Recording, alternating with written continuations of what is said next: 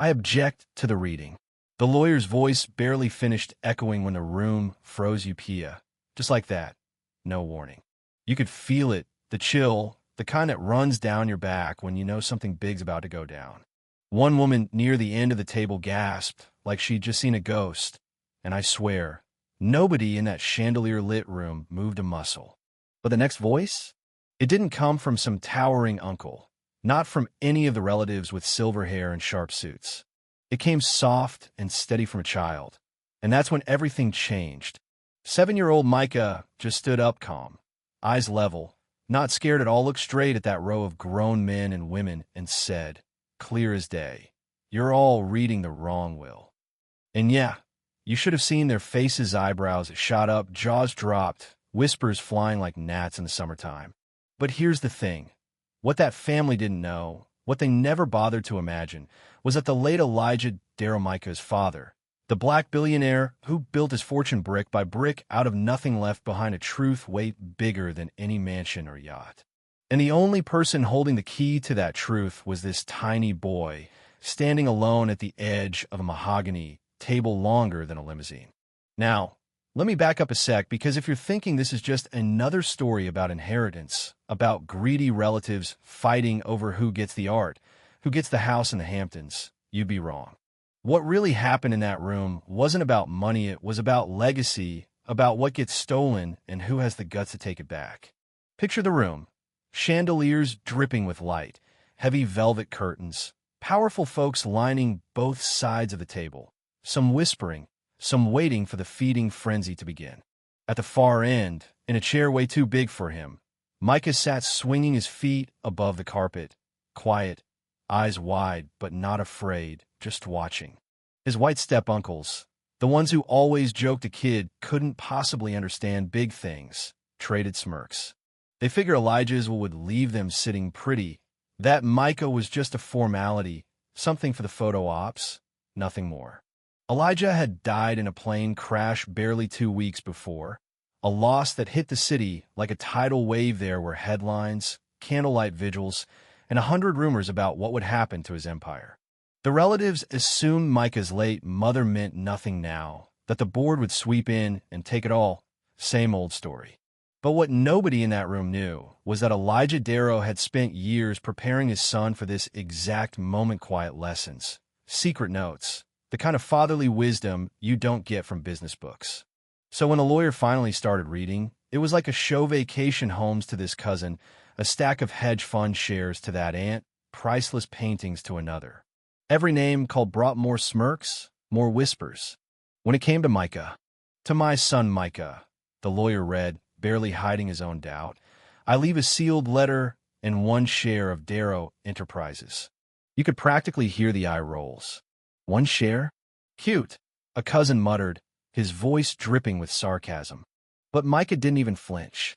Instead, he opened the envelope, tiny hands, serious face, then handed the letter right back to the lawyer.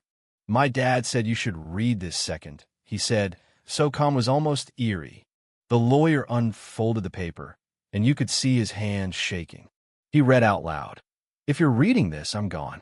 And if Micah is beside you, know he's the only one in this room I trust." Enclosed is a USB. Micah knows where to find it. Inside are documents, proof of financial theft, sabotage, the names behind it all.